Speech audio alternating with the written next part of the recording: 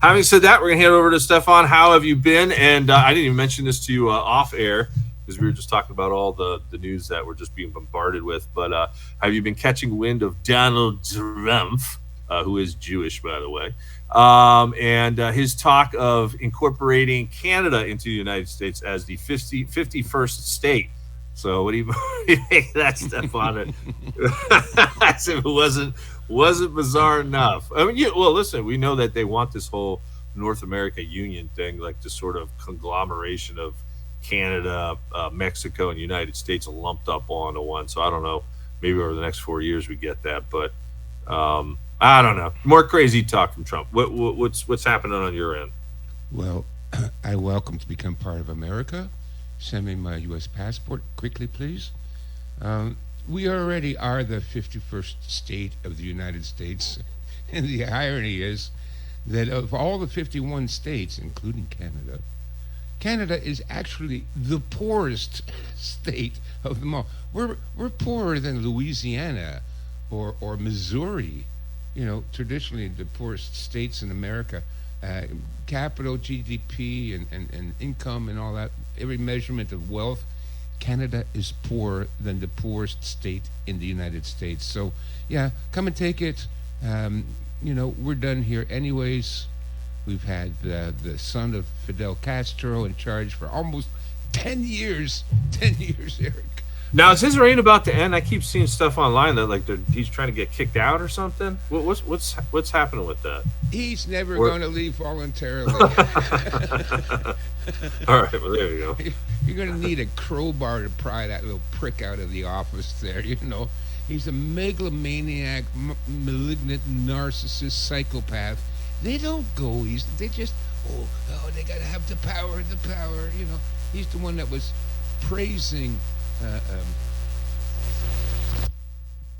the Chinese government because they're a dictatorship. They can do what they want. This guy is a lunatic. We've been trying to get rid of him for 8 years. He's not going. And that creepy woman stepped down. I don't know if you've seen the videos of her. There's something wrong with her. She's on drugs or she's having some sort of mental breakdown. She keeps standing there and twitching and gaping around and twitching. Like she's got something wrong with her. She's like got Tourette's or a physical Tourette's syndrome. Anyways, it's all just a giant, excuse my language, shit show. Mm-hmm. That's all it is. It's just a big distraction while we're all running around going, F Trudeau. That's the greeting here in Canada. Hey, good morning, F Trudeau. Oh boy. Oh yeah. Oh, that's amazing. Yeah, that's amazing. Yeah, I was just kind of curious. I thought I read in a few places that there was pressure on him now to kind of leave and step down. And who knows? Yeah. Who cares? What the next guy's going to be better?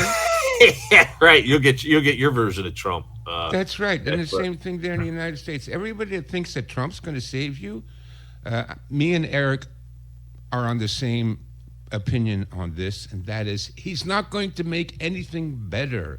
It's, as a matter of fact, it's going to get worse. Amen. Because Trump is deep in the sack with the people that control this planet, and these people just happen to be born psychopaths.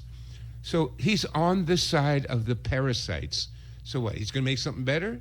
He's going to, get rid of the parasites that run everything here? He's not going to do any of that. I've said now for years that if he gets in, it's only because they're going to really make this country turn to crap. Because why? If they'd let, if they got that cackling crazy woman elected as president, but she was never going to get president anyways.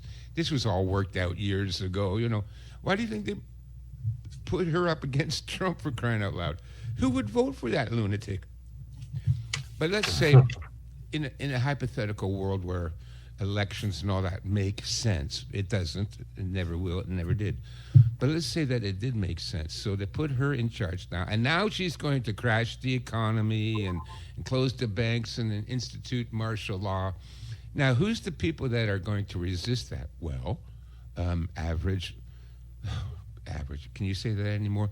The majority white Christian Americans that still own firearms, they would be the ones that now they're fully justified in rising up in rebellion against the government. But what if Trump, the man of the people, did all that? Well, that kind of undermines the conservative movement, the Christian conservative people. They're not going to be rising up against Donald Trump. He's our hero. So, and of course, we know the leftists can't rise up against crap. The best that they can do is run downtown and throw bricks through retail stores and loot it. That's all. They're still doing that too, man. It's almost Christmas time, and I saw a couple of more videos this morning. Man, it's just that continues on in the liberal cities here. They're just stealing stuff left and right. So it's turned into Gotham City everywhere. It's turned into Mad Max everywhere. Is what it's turned into. Gotham City. Oh my God. Yeah, no, it's just so. That's why I think they put Trump in charge, to placate, because believe it or not, white people are still the majority in America.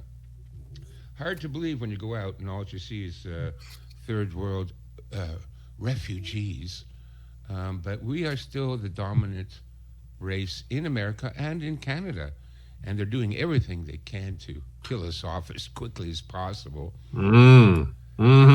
Yeah, well, we know that there's quite a few ways that they can do that, and I was mentioning you off air that one of the top generals there in Russia got killed, and they're basically blaming us, CIA, NATO. So we know it's going to get amped up here soon, and we got to get prepared, as mentally as best we can, as physically as best we can, and of course spiritually, as best we can. But you wanted to talk about the solstice today. What in particular did you want to talk about? I said this could probably be a day where we'll see a major event because it's a pretty high day on the occult calendar. But what did you have anything in particular you wanted to? No, not really. It's just that that every quarter I always remind people to do your prep check. Yeah, let's do that. That's a good one.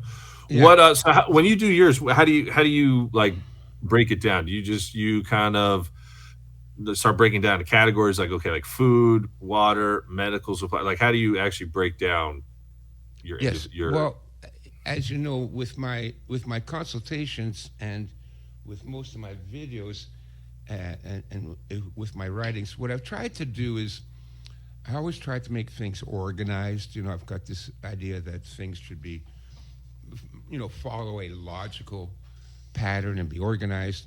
So I've organized all prepping activities under 5 basic categories. And those categories are food, shelter, medicine, communications, and security. Now, since we're on the topic, let me just interject this now. I know Eric wants to do a show on home defense next time. So next time I come on, probably January 15th next year, we will talk about how to fortify your home, not just your home, your apartment, your garage, your farm. I've got lots of ideas that I've shared with many of my clients on how to fortify their home. And what I will do is I will send Eric ahead of time a couple of links where you can download free PDF books on home defense. Cool. Yeah, we appreciate that, man. Yeah, no, there's a few areas that I've really been diving into. I mentioned you off air, really laying into and reading an awful lot of books. But I mean, home defense, I've really been taking a look at. I've even been looking at how, in the good old times, back in medieval times, how people fortified their castles and fortresses specifically. But just like on the war front, as I've been saying, really for like 15 years now, because I still know like an awful lot of Christians who seem to think, okay, we have to defend against these freaks on a multitude of levels, whether it's going to be the state police, the local police, the National Guard, UN soldiers, whatever shape or form it's going to look like, whatever the tyranny is going to be. It's not going to look like the Battle of Gettysburg, where we're lining up, arm to arm, 100 of us versus however many of them. I'm like, this is guerrilla warfare. Yes. So I've been reading a ton of guerrilla warfare books, and I just picked up a whole new round of urban guerrilla warfare books, because that's where I feel like God is leading me to. Because I was always like, well, we got to get to the land. Catholic prophecies and the early church fathers say, okay, we're going to be in the wilderness and the caves and the land. But what I found out in reading these books, and this was written by like top generals in our own government and military and everything, the worst terrain that the government and the military doesn't want to fight in is actually cities. That's which right. I did. And I was like, okay, it kind of makes sense, but I didn't like pick up on that. And I was like, I can understand why with all the different variants, especially people ducking and dodging and moving out of different, homes, and just all the landscape that's involved with cities. And so I was like, okay, maybe like this is how at least the fight starts. And then like I've got areas in and around here, Stefan, where I can, go into the caves or the mountains or the dens within 15 mintes of here. You know what I mean? You can kind of Nice. like move in and out kind of thing. And Yes. so that's how I'm kind of seeing things shaping up. Like, got to be wise as serpents, as scripture says, right? I mean, so I don't know. We could even talk about that a little bit today. I didn't even think about that before the show, but Well, up to you, whatever you want to talk about, Eric. But I have right now. I'm looking at it right now. One of the PDF books that's included in my survival library collection, $45.95. It's the cheapest deal out there, but you get all my books plus 320 additional books. And one of the books, and I give out a free book now every Sunday. If you tune into my live podcast, I give out a free book. And so the one I'm giving out on Sunday is the FM 3-06.11 U.S. Army Combined Arms Operation in Urban Terrain. Here's a mouthful for you, right? nice. Mm-hmm. But this is urban guerrilla fighting tactics, okay? And Nice. and as you know, I am something of an expert in urban guerrilla tactics. I have a whole series of videos called Urban Survival or Urban Guerrilla Tactics.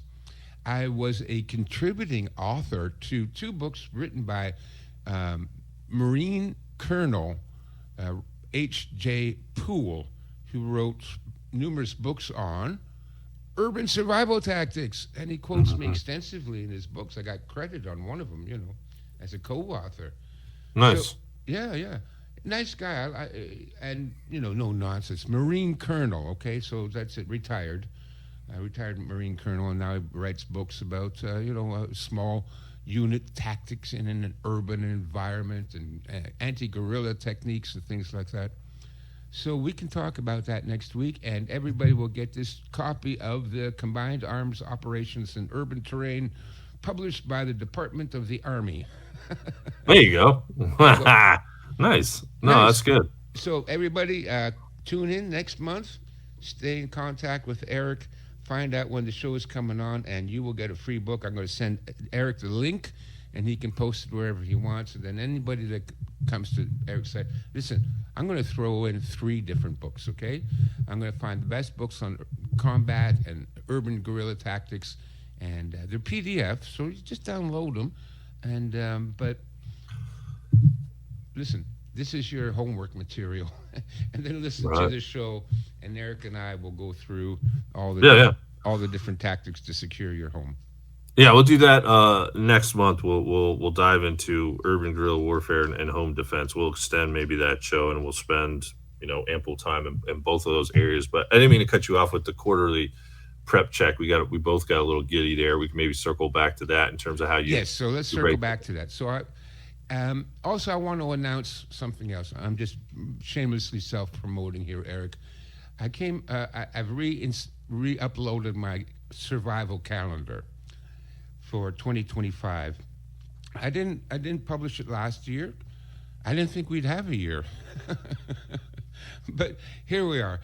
Folks, you got to understand that all these predictions of doomsday have been going on for the last 2,000 years, and we have not had a doomsday in 2,000 years. Nothing has happened, all right?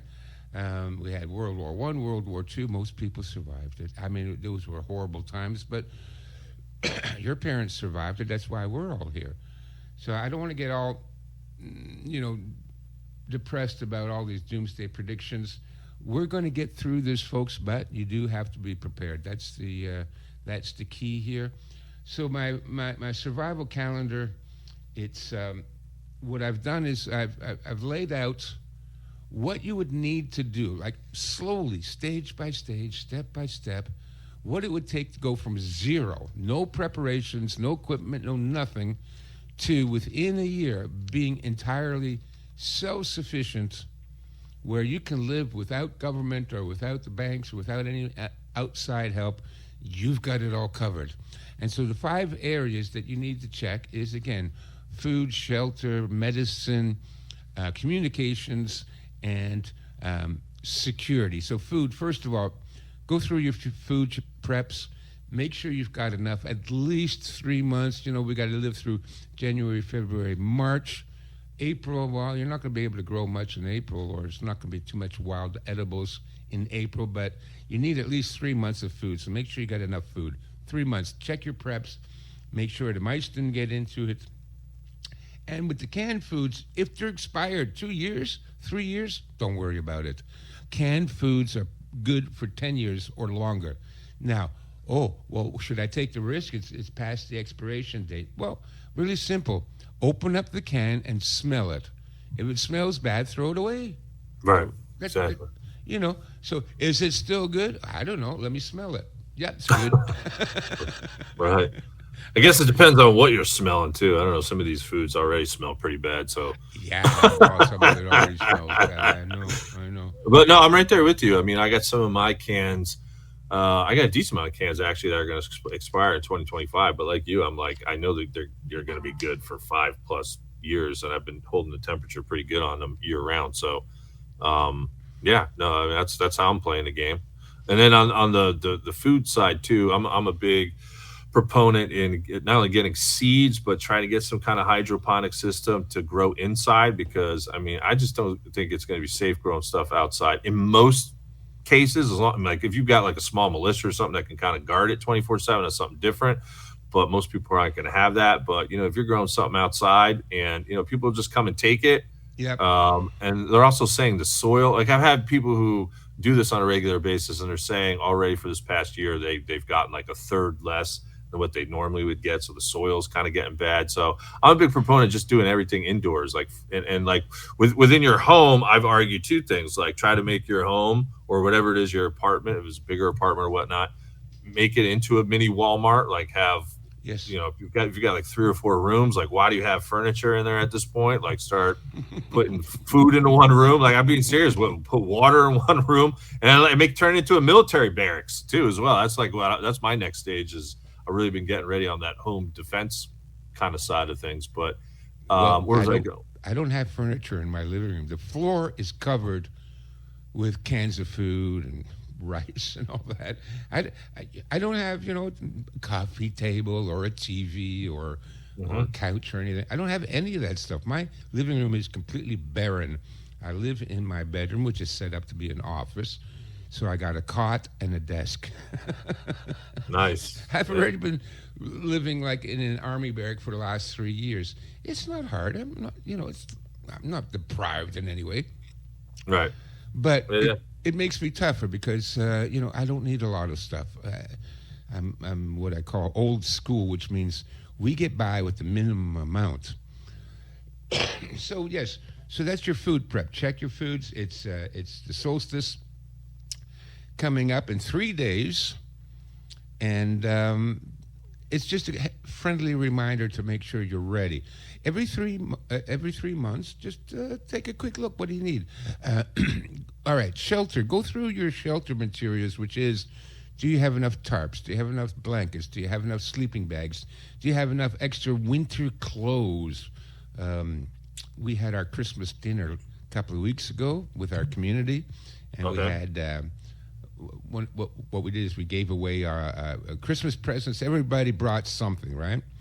And then we threw it all up on the stage, and everybody could take turns picking a present, seeing what's in it, and other people could take turns stealing the present if they wanted to, right? And well, I got the present I wanted: 10 pairs of socks. There it is. Nice. Yeah, Hopefully because with some I'm going to wear pictures of 3 dog pairs at a time. It's winter now. You know, I need the socks. So shelter materials, yeah. Make sure you have blankets, and also the other thing too is for those of us, within your range there, it's winter. If you don't have like a kerosene heater or a propane heater, or at the very least a kind of a rocket stove you could set up in the backyard or something, better get that now, right? Better get that now. So that's your shelter materials. We can go on and on, like as we go through the calendar. Like the calendar starts off very simple. The first 2 months, all you got to do is build a 3-day home emergency kit. That's all you got to do. So you got 2 months to do that. Very easy. So for shelter, like candles and kerosene for gas lamps and things like that. But as we go on, maybe some sheets of plywood. Yeah, that's actually that's interesting you mentioned that, because that'll be part of like my home defense thing. Is I want to start getting ready to board up the windows. Yeah. Yeah. Well, that would be kind of like a last second thing, because if you do that too early, you probably have your neighbors like kind of rolling your eyeballs. But let's say martial law does go down. Like if you have all that stuff on hand, you get that done in a day, type of thing. So also the what is that stuff called? The plastic sheathing, just in case your windows kind of pop out. You got a ton of that. To put up behind it. Yeah. Yeah, those are all good things to have for your shelter supplies. And I absolutely agree with you, Eric. That's exactly what you need to do. And I recommend that, and I've recommended it to many of my clients. Like cut the plywood to fit your windows now, okay? Right. Yep. So buy your, 1/2-inch plywood. 3 inches better, but it's a lot heavier and more expensive. But 1/2-inch plywood, measure your windows, cut it to the window, and then what I recommend is you cut a 2-inch by 4-inch slit in the middle of the plywood, and that's your gun port. Yeah, I was gonna say you need like a place to look too. Yeah. Right. So you don't want to like put up all this plywood and then you can't see what's going on, right? Yeah, you got to be able to see. Yeah, exactly. Yeah, exactly. You need to know what's going on. You need your observation and you need your communication. So cut a little slit into plywood, and like I said, 2 inches, that's enough. All you got. You're not going to stick your gun barrel through the slit, right? Everybody knows a good sniper does not stick the barrel outside the windowsill. Right.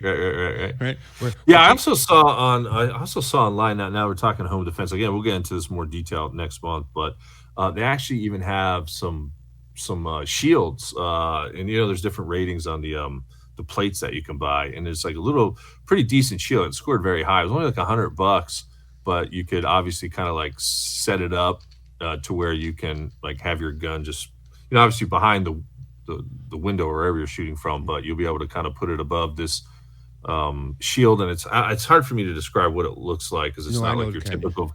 I know, but it's like you'd be able to like kind of shoot behind it, and the one I was looking at, it's like it's the 3A rating one, which I think is like the second best one behind 4.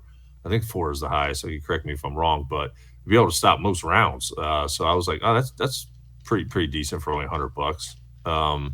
But yeah, I'm thinking about all those different things. Sandbags too, because of not only just for like flooding, because my area does have a tendency to flood, but I've been watching a lot of videos on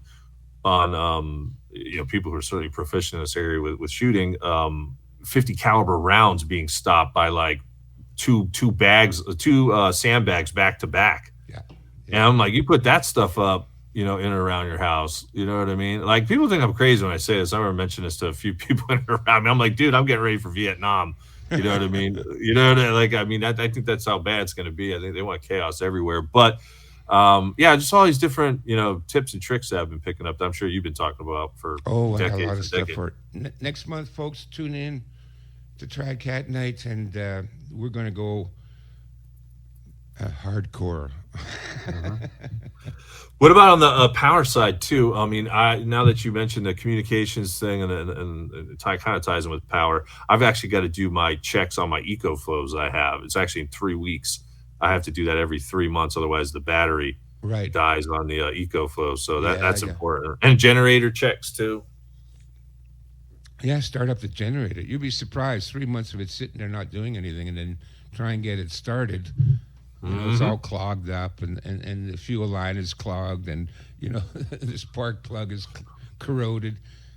Make sure it starts. If you start it up every 3 months, then you know it works, and then you won't be surprised when the lights go out and the stores close down, and you can't go to the hardware store and get some new spark plugs or new Yep, fuel lines, that's it. right? Got to get the stuff. Like when I think of something, I like just like you just mentioned the whole spark plug thing. I actually did that like 2 months ago with my dad. We had one issue on one of the generators, and we actually had to replace the spark plug. I mean, I got like six of them, 6 to 8 of them, and they're pretty cheap for the Sure. generators. So Good I for just you. I just buy them in masses because it's like you don't know, like you said, if the power goes down and like, oh, okay, well, I need that now. Well, you can't get it now, Yeah. So it's like, get it while you can get it, right? Yeah. Yeah. No, good for you that you got that. Yeah, spark plugs, very common because they corrode, right? Hmm. So yeah, Yeah. so things like that. So check your if you got a generator. That I put. Oh, we're there anyways. Okay, so we've done food, shelter. Now we're into communications. Now under communications, what I do is I put sources of power because communications isn't going to work if you don't have electricity. So under sources of power, first of all, batteries. So now's the time to, if you've been, using rechargeable batteries, which is what I use, and I standardize everything to double A batteries. And that's what I use in my walkie-talkies, in my flashlights, in my headlights. Everything is double A, so I don't have to fiddle around with different types of batteries, and I just recharge them. Recharge your batteries, and then also for like the Baofeng, it has a built-in battery. Well, recharge it. Now's the time to recharge it. But also under communications, I also include energy. So we had a guy come into our community about 3 weeks ago, and he showed us, this solar panel array that he has in his house, right? And one of those portable, what do you call it? The energy. It's like a giant lithium battery.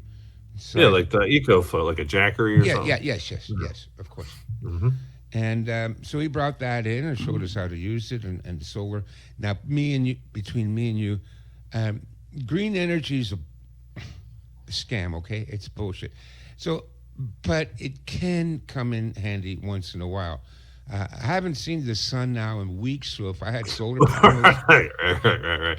No, I'm the same way because I actually have the EcoFlow system with that, and I was like, okay, out here in the Ohio Valley area in the wintertime where you can barely see the sun. I mean, the spring and summer is like not that bad, but that's the reason why I went out and I got the dual powered generators because it does oh yeah, you got propane that and because gas. we spoke Yeah. about that one time. I remember, and you said, "Oh yeah, Yeah, I got it. Yeah, I got it like the next month. So yeah, I okay, on that level, I'm trying to think of all the different ways to where you could. I mean, you would go to the sun first because it's sure, free. It's free, yeah, in that sense, as long as you have the solar panels. But yeah, you can't rely on that, and it takes a lot longer too. Like I think with the solar panels I calculate it's probably going to take me 5 or 6 hours to charge an EcoFlow, whereas if you do it with the generator, it's an hour and a half. So it's like yeah." 4 or 5 times the amount of time too. So. Yeah, it's Um, it's like a backup system, solar, but I wouldn't rely on it as my primary source of energy.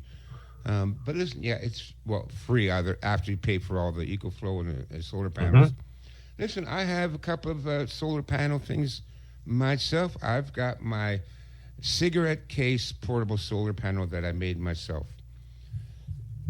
It's only good for recharging two AA batteries at a time, but it's I built it. It's my own invention. So I got a video on YouTube, cigarette case, solar generator, but it fits in my shirt pocket. Okay, so if I have to bug out, and the grid is down, and I'm not backpacking a 300-pound gas generator. Last resort is I've got this cigarette case, and if I can regenerate two batteries a day, then at least I got flashlight, and at least I got a radio. So I have that, and then I have another solar panel thing that again I built this myself. I was at the electronics store warehouse, one of those stores where they got aisles and aisles and shelves and boxes of electronic parts all over the place. You don't know what half of it is, But if you ever need an electronic part, you got to go shop around in there for a couple hours. You'll find it. And I came across like five. Well, I came across these flexible solar panels that are about 4 inches by 8 inches, and so I bought them. Each one puts out like half a watt, but I got five of them, so now I got 2.5 watts, and they fold up, and it's like they fold up into like a notepad size. Right. Yeah, that makes sense. You know what I mean? Yeah. So Yeah. I've got that. If I need to bug out, I can put that in my bug out bag, no problem. And it unfolds, and then you can hang it from a tree or hang it on your backpack. And so I put one of those together. So I actually have two solar array backup, but very small, very, very, but all I need is batteries for the radio, batteries for the flashlight. That's all I need. Yeah, if the power goes down, would I like to be on the computer? Yeah, but there's not going to be internet anyways. Right. Yeah. Oh no, I'm right there with you too. Now on the medical side, I mean, is there anything that would have like be expired? I mean, in terms of like checking your preps. I mean, I know over the last month when kind of updating everything that I have, I've been trying to get more of the advanced I don't know, like more of the military grade kits that you would get for stopping, like severe wounds kind of thing. Like I've been trying to get a little bit more deeper with that. But I mean, can you think of anything that you would have to like rotate or use up on the medical side? Well, check if you have prescription drugs. Now, I don't take any prescription drugs, so I don't worry about that. But I do have antibiotics. But the whole time I've had antibiotics, and I also have. Don't tell anybody. I have ivermectin. Right. I got the horse paste. Yeah, horse paste. Except that horse paste cured a lot of people of a lot of diseases, including cancer. So, but I keep all that in the fridge. So okay. Yeah, it's not in my med kit because I don't keep the med kit in the fridge, but I keep that in the fridge. But it's on the, on the top shelf on the, where you normally keep your butter. Right. That's all full of my antibiotics and ivermectin, so I keep that there, and that'll last a long time. I've looked into it. How long will antibiotics keep? And everybody says, well, it's good for 10, 20 years. Like the effectiveness will drop, a little will bit. Drop, right? So instead of taking, 300 milligrams, you might need to take 600. You might need to take 2 to get the same effect 10 years from now. Yeah, antibiotics is going to be huge, yeah. No, I bring on these doctors, and we've covered this extensively. I remember we did one show on it with Dr. Kendra Becker probably some years ago, because I have, like, the fish antibiotic ones. I don't know if you have, like, the full-fledged ones through Jace or whatever, but I've just been getting the fish ones, and she actually argues they're actually more effective than the ones you'll get behind the counter kind of thing. And she said, for every 10 years, I think she said it was like a 10 to 15 degree drop in terms of like potency or effectiveness. So I guess, like you said, you want to take about a 15%, 15% more of the milligrams per dose. And then if you're 20 years out, it'd be like 30% kind of thing. But yeah, I'm right there with you, man. I upped that up too, like a month or so ago. I went through all my antibiotics and try to have all my bases covered there, all the with pretty much all of them. Like I'm diversified with all of them now. So, I mean, you get very good. I've never had a problem with the fish mocks. I can tell if it's working. Like as you get older, you tend to get more problems with your teeth, right? Right. And from time to time, I would get like a pocket infection. Then your gums swell up, and right. I can tell if I take the fish mocks, I'll take like 2 at a time, and I'll take one every 6 hours afterwards. But within 2 hours, it's gone. So I know that it's working. Yeah. I've got exactly. It's down. The pain is gone.